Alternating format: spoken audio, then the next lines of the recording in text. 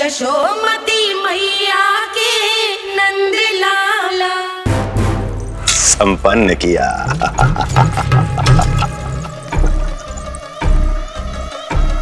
उस विष्णु पर मेरी विजय की सुगंध है ये।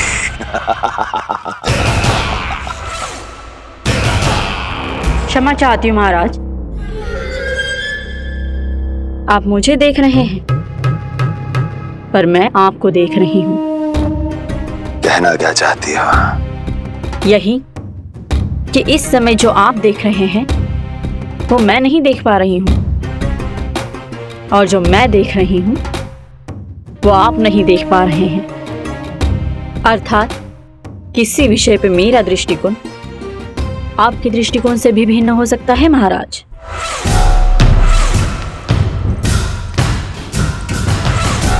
पहेलियां बुझाना बंद करो, सीधा सीधा कहो, क्या चल रहा है तुम्हारे मन में? जब तक मैं अपने नेत्रों से प्रमाण नहीं देखूंगी तब तक मैं नहीं मानूंगी कि ये सुगंध आपके विजय की है या पराजय की।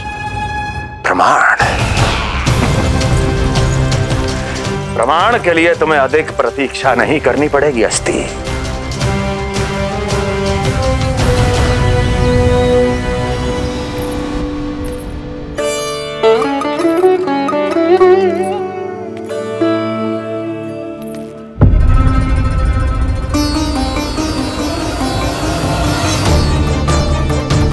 वसुदेव जी ने भेजा है मुझे आपके नीलमणि को दूध पिलाने के लिए।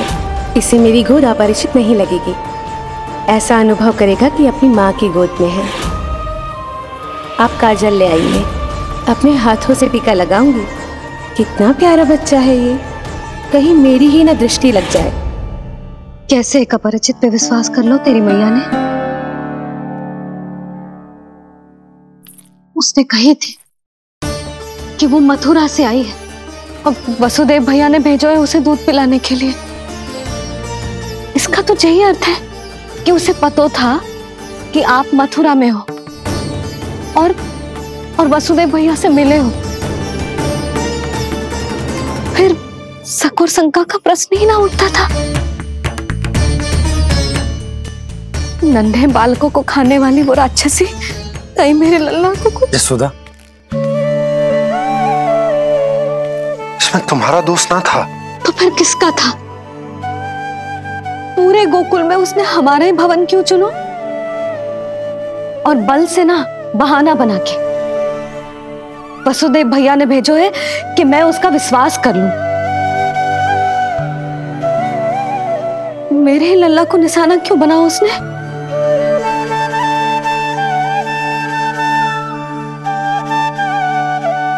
कंस क्रोध में अपना मानसिक संतुलन खो बैठा है।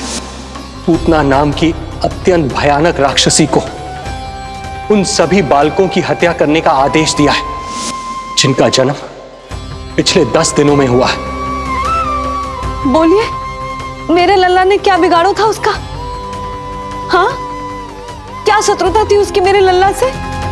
वसुदेव भैया और देव की भाभी ने जो कही थी वो मुझे यशोदा को बताना चाहिए कि ना?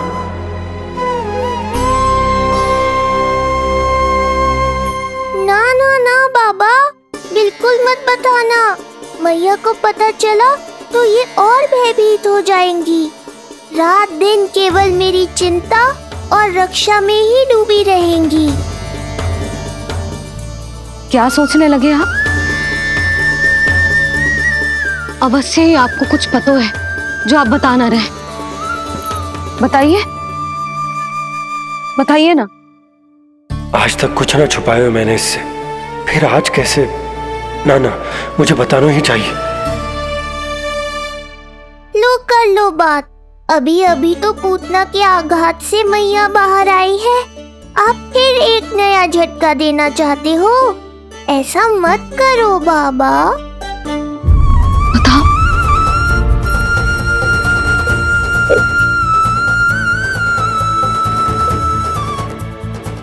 आज जब मैं कंस से मिलो तो उसने अच्छे से मेरा स्वागत करो। अब मुझे ही कुछ करना पड़ेगा।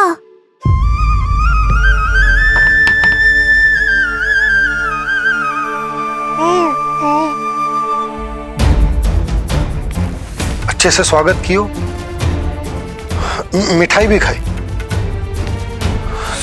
सब ठीक तो, पर यहाँ कुछ ठीक नहीं था। अब बस किसी तरह आप विषय बदल दो ताऊ जी। गोकुल के बारे में मेरे मन में कुछ विचार आ रहे हैं। मैं तुमसे उस विषय में चर्चा करना चाहता हूँ। सुनिए, आप लोग वार्तालाप करो, लल्ला को भूख लगी आई होगी। हाँ,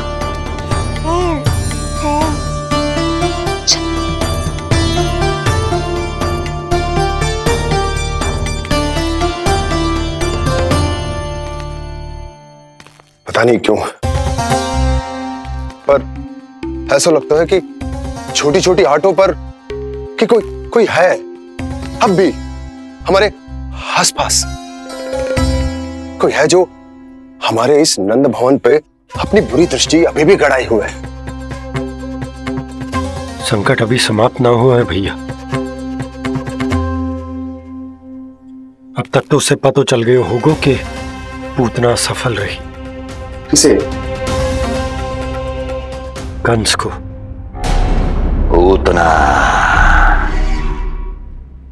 शुभ समाचार लाती ही होगी।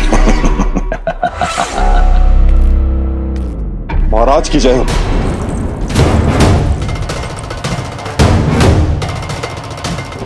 देखा, समय भी कंस को प्रतीक्षा करवाने का दुस्साहस नहीं करता। भीतर ले आओ उसे। किसे महाराज? और किसे दुर्जन? पूतना को। क्षमा कीजिएगा महाराज, किंतु वो नहीं रही।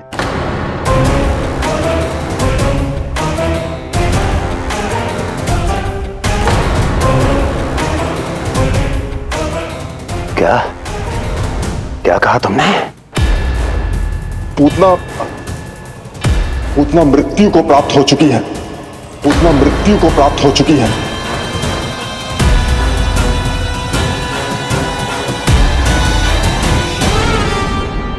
पूतना की मृत्यु के समाचार सुनकर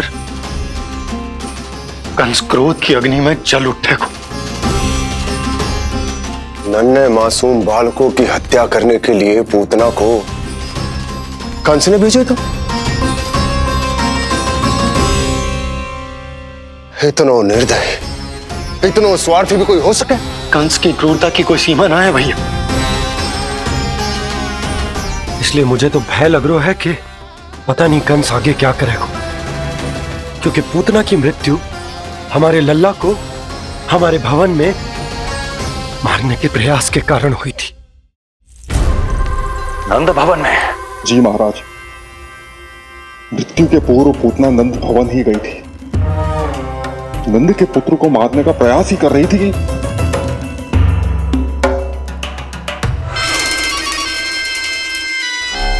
मुझे पुत्र हुआ। कब हुआ तुम्हारे पुत्र का जन्म? बस 7 दिन का हो गया महाराज हमारा लल्ला।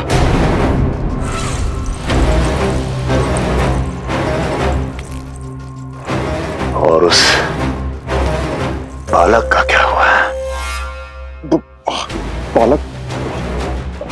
क्षमा कीजिए महाराज, किंतु उसे तो एक खरोंच भी नहीं लगी।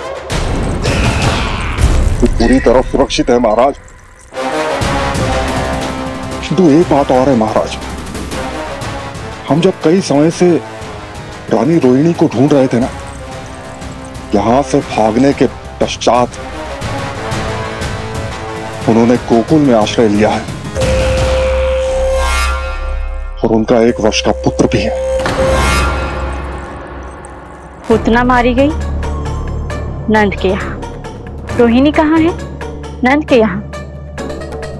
नंद का रहस्य तो गहराता ही जा रहा है महाराज। नंद का रहस्य तो गहराता ही जा रहा है महाराज। नंद का रहस्य तो गहराता ही जा रहा है महाराज।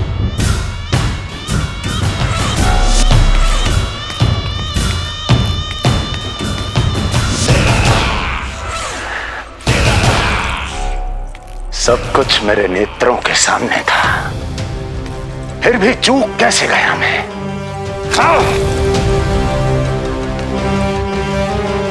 पहले ही समझ जाना चाहिए था। यदि वसुदेव किसी पर स्वयं से अधिक विश्वास कर सकता है तो वो नंद ही है। तो क्या वसुदेव और देवकी ने नंद के साथ मिलकर आपके विरुद्ध कोई षड्यंत्र किया है? कहीं ऐसा तो नहीं कि उस बंदी गृह में कुछ ऐसा हुआ हो जो आपकी जानकारी के बाहर हो महाराज। मुझे तो लगता है महाराज कि आपकी बहन और आपके बहनोई दोनों ही आपके शत्रु विष्णु के साथ मिले हुए हैं। प्रारंभ से ही मुझे मूर्ख बनाया दोनों ने। मैंने तो उन्हें जीवन दान दिया, और क्या किया उन्होंने मेरे साथ? धोखा।